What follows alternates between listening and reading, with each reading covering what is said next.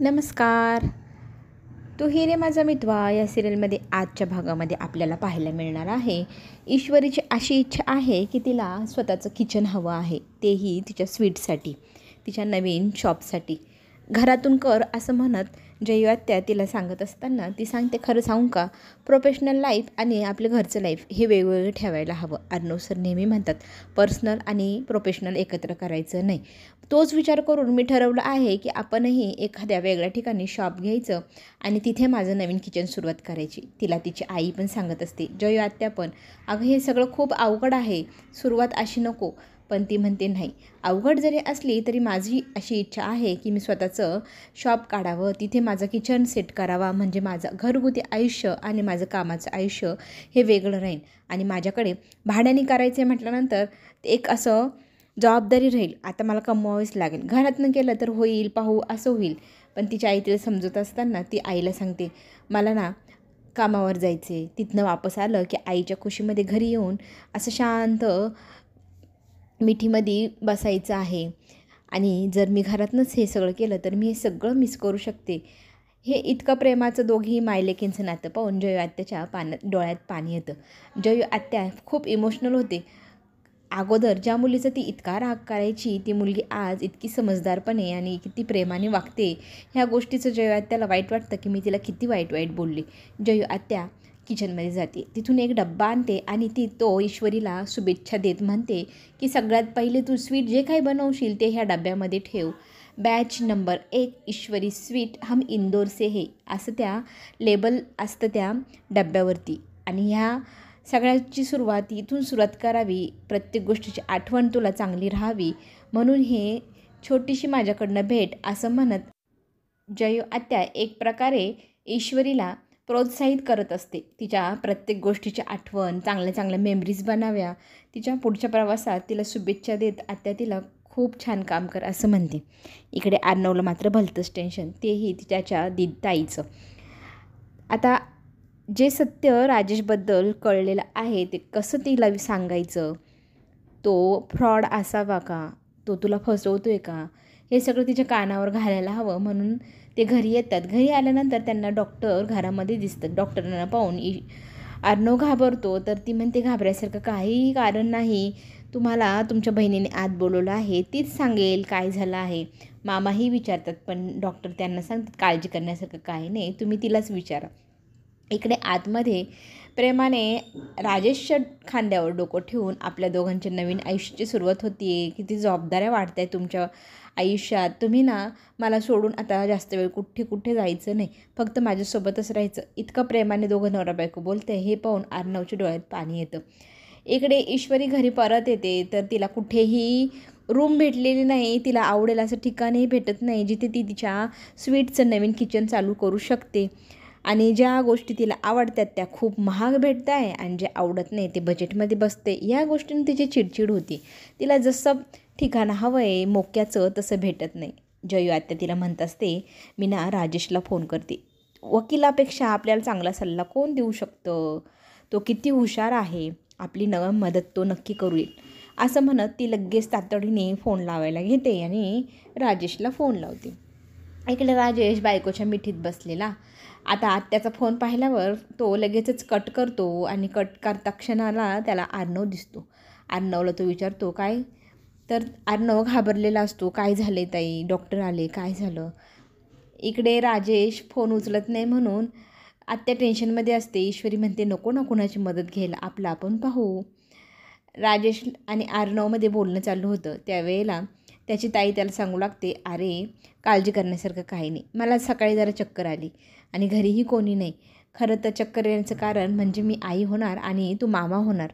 हे कळल्यानंतर अर्णव खूप आनंदी होतो आणि दुसऱ्या क्षणाला तो भानावर येतो. राजेश फ्रॉड जर निघाला तर ताईच्या बाळाचं कसं होणार आणि ते सत्य कसं सांगणार? तितक्यात मामा तिथे येतात. मामा बोलता बोलता अर्णवला डोळ्यांनी खुणवतात की आत्ता ह्या क्षणाला इतकी ताई आनंदी आहे, तिच्यासमोर असला विषय काढायला नको, हा विषय इथेच थांबव म्हणत असतात.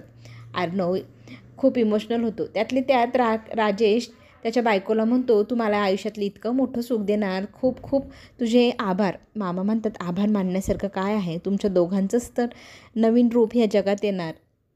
अर्णव काळजीत दिसतो. त्याला ताई विचारते, इतक्या आनंदाच्या क्षणाला तू इतका दुःखी का दिसतोय? त्यावेळेला तो म्हणतो, काळजी करण्यासारखंच कारण आहे ताई. तुझ्या बाळाचं भविष्य कसं होणार म्हणून मला काळजी वाटते. म्हणजे काय? इकडे राकेशही टेन्शनमध्ये येतो. आता सालेसाहेबांना काही कळलं आहे की काय, म्हणून तोही चिंतेत पडतो. तितक्यात इमोशनल होऊन अर्णव म्हणू लागतो, मला तुझ्या बाळाची काळजी वाटते. आधीच तुझं हे असं, तूच आधीच बालिश आहे, तुला तुझंच उमजत नाही तर तू नवीन बाळाला जन्म देशील, त्याला कशी सांभाळणार आहेस तू? त्याला काय करणार, काय शिकवणार तूच इतकी बालिश हट्टी, मग तुझं बाळ कसं होईल? असं म्हणत तो तिला चिडवू लागतो. सगळेजण हसतात. मग ती त्याला उशीने मारू लागते. थट्टा मस्करी सुरू होते. काय रे, तुला नेहमी थट्टा सुचते, असं म्हणत दोघंजणं गप्पा मारू लागतात. ताईला तो म्हणतो, खरंच मला खूप आनंद झाला आहे, आणि असं म्हणत तो तिला मिठी मारतो. आणि त्याच्या मनात खरं तर इतकं मोठं काहूर उठलं आहे राजेशबद्दल. राजेशचं सत्य तिला कसं सांगू, आणि एक प्रकार त्याला असं वाटतंय डाऊट घेणं चुकीचं आहे. जिजू तर खूप चांगले आहे, खोटं काही बोलणार नाही. त्याचं मन त्याला खातं आहे, काय करावं त्याला सुचेनासं होते. ताईला सांगू, राजेशसोबत बोलू की नको? खरा चेहरा राजेशचा कसा असेल शोधू का नको? इकडे काळजीत पडलेली ईश्वरी, तिला हवी तशी जागा भेटत नाही, सुरुवात कशी करावी म्हणून काळजीत पडते. तिचा उतरलेला चेहरा पाहून तिथे आत्या येते. अगं, कुठलाही व्यवसाय करायचा म्हणजे चढउतार ही त्याच्यामध्ये असतेच, त्यामुळे लगेच खचून जायचं नसतं गं, असं म्हणत तिला ती प्रेरणा देत असते. आणि राहिला विषय तुला रूम हवी आहे ना, तर आपल्याला नक्कीच ना राकेश मदत करतील. दरवेळेला त्यांची मदत का घ्यायची म्हणून नम्रताची चिडचिड होते. आपण आपलं पाहूया ना, करू ना आपण आपलं काहीतरी. पण त्या क्षणाला तिथे राजेशचा कॉलबॅक येतो. राजेशना आत्याला फोन करतो आणि विचारतो, काय झालं, मला आज तुम्ही फोन केला, पण मी मीटिंगमध्ये होतो, मी फोन काय उचलला नाही. मग ती सांगू लागते, ईश्वरीला नवीन बिझनेस सुरू करायचा आहे, तिला जागा शोधायची आहे, तुम्ही मदत कराल का? मग ती फोन ईश्वरीकडे देते. ईश्वरी सांगू लागते. त्यावेळेला तो म्हणतो, तुम्हाला मी आपलासा वाटत नाही ना, तुम्हाला मला सांगावंसं वाटलं नाही.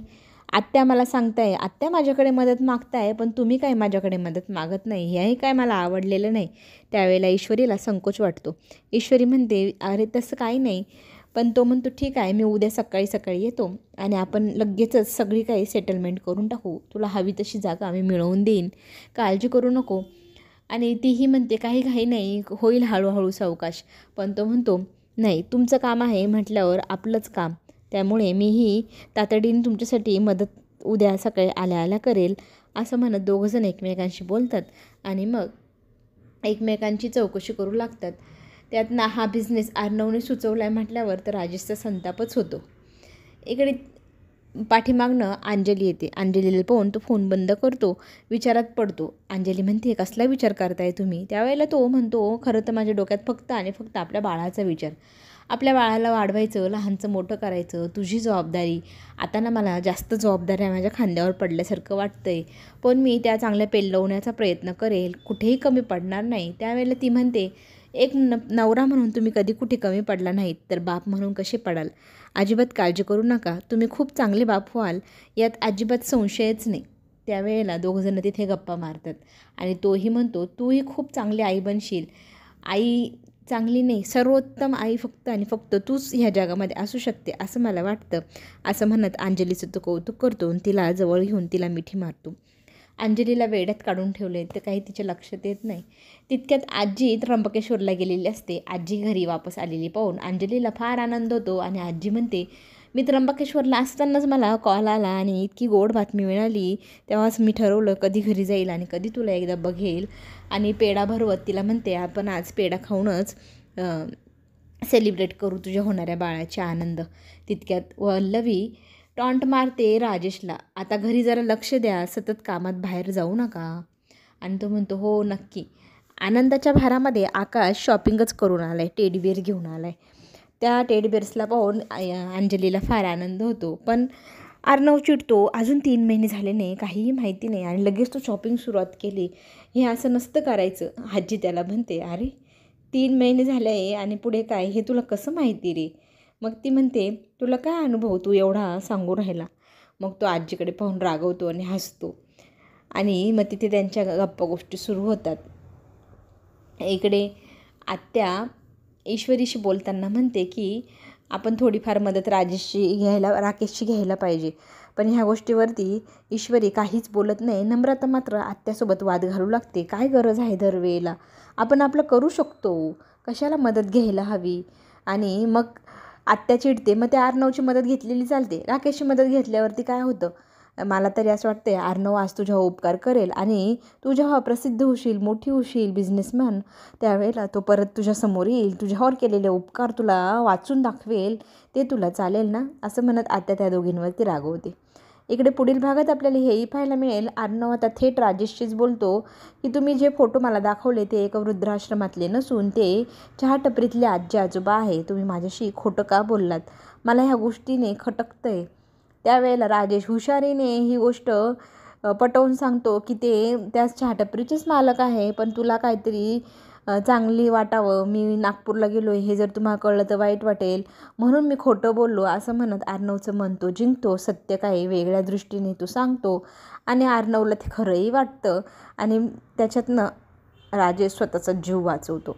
पुढील भागात आपल्याला हे पाहायला मिळेल, राजेश जेव्हा ईश्वरीकडे जातो तर त्यात तिचं शॉप तिला खोलूनच दाखवलं आहे. मग मी ठरवून आलो आहे सगळं, त्यामुळे काहीच टेन्शन नाही, अशी बातमी घेऊनच तो ईश्वरीकडे जातो. आणि ईश्वरीची आई म्हणते, खरं तर तुम्ही आमच्यासाठी खूप करता हो, तुम्ही सगळं काही ठरवून पण आलात, मला ह्या गोष्टींनी खूप छान वाटलं.